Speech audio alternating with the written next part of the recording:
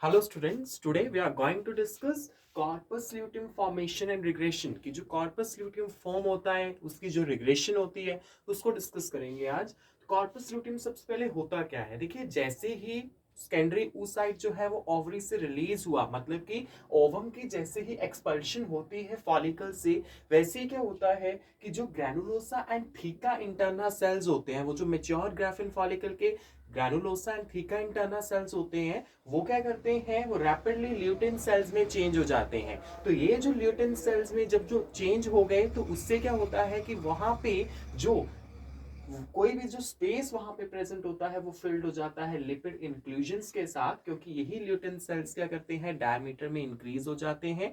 और वो किसके साथ फिल्ड हो जाते हैं, लिपिड इंक्लूजन्स के साथ, जिससे वो येलोइश अपीयरेंस देते हैं, जिसको क्या बोलते हैं, कॉर्पस ल्यूटियम बोलते हैं, जो येलो कलर का होता है। और ये जो प्रोसेस हुआ है कि वो जो ल्यूटिन सेल्स बने हैं, granulosa and theca interna cells, और फिर ये कॉर्पस ल्यूटियम फॉर्म हुआ है कि जब उसमें ये इंक्लूजन्स जो है वो लिपिड इंक्लूजन्स फिल्ड हो गई, तो वो क्या बनता है, ये प्रोसेस ल्यूटिनाइजेशन का प्रोसेस। तो सिंपली क्या है कि कोई भी यहाँ पे granulosa and theca interna cells rapidly lutein cells में चेंज हो जाएंगे, वो अपने डायमीटर में इंक्रीज होंगे, उनमें क्या है, लिपिड इंक्लूजन्स के साथ वो फिल्ड हो जाएंगे। ये प्रोसेस है फॉलिक किसका, प्रोसेस है ल्यूटिनाइजेशन का। और ये जो सेल्स बने हैं they are known as corpus luteum. So corpus luteum बन जाता है जो येलो कलर का सब्सटेंस है। अब यही जो कॉर्पस ल्यूटियम है for the very 3 months of pregnancy यही फॉर्म होगा, क्योंकि यही जो है इंपॉर्टेंट है और टेम्पररी एंडोक्राइन ग्लैंड की तरह ये एक्ट करता है।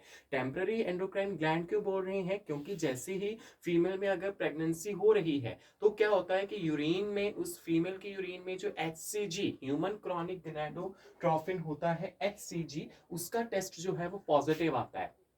तो उसका पॉजिटिव जैसे टेस्ट आएगा तो HCG स्टिमुलेट करता है कॉर्पस ल्यूटियम को, that for the very 3 months अब उसको बन के रहना है, क्योंकि यही कॉर्पस ल्यूटियम मेन सोर्स होता है प्रोजेस्टेरॉन एंड इस्ट्रोजेंस का, ये फीमेल सेक्स हार्मोन्स जो रेगुलेट करते हैं प्रेगनेंसी को। तो ये कॉर्पस ल्यूटियम की formation for the very 3 months of pregnancy important बन जाती है। इसके लिए LH का सर्ज, ल्यूटिनाइजिंग हार्मोन का जो सर्ज है वो बहुत इंपॉर्टेंट रहता है, क्योंकि उसी ने ही प्रोजेस्टेरॉन के लेवल को इंक्रीज कराना होता है, ईस्ट्रोजन का लेवल लो रखना होता है, और रैपिड ग्रोथ जो है वो इसकी रिस्पॉन्सिबल होती है। तो क्या है हमारे पास कि जो ग्रैनुलोसा सेल्स हैं, दो सेल्स हमने देखे, granulosa and theca cells. Granulosa cells help करते हैं female sex hormone progesterone and oestrogen form करने के लिए, और जो यहाँ पे थीका सेल्स होते हैं वो फीमेल सेक्स हार्मोन्स ना बनाकर male sex hormone androgen testosterone बनाते हैं।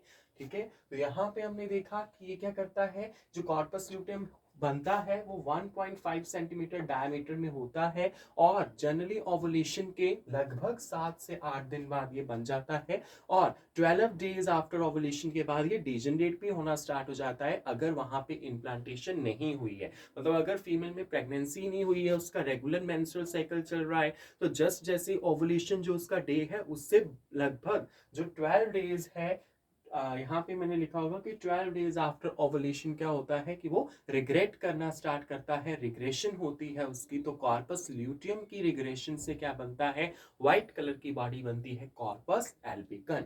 अब जो उसकी रिग्रेशन है वो दो तरह से होती है, एक तो फंक्शनल रिग्रेशन होती है, एक स्ट्रक्चर रिग्रेशन है। फंक्शनल रिग्रेशन उसके साथ एसोसिएटेड है कि प्रोजेस्टेरॉन का जो लेवल है वो रैपिड उसकी डिक्रीज होगी, प्रोजेस्टेरॉन प्रोडक्शन मार्केटली जो डिक्रीज हो रही है उससे क्या होगी, फंक्शनल रिग्रेशन। और उसके बाद मतलब प्रोजेस्टेरॉन का लेवल डिक्रीज होने के बाद जो आगे प्रोसेस हुआ वो किस में आएगा, स्ट्रक्चरल रिग्रेशन में आता है। So that is all about कि कॉर्पस ल्यूटियम कैसे फॉर्म हुआ, कैसे रिग्रेट हुआ, which we have discussed. Thank you for watching this.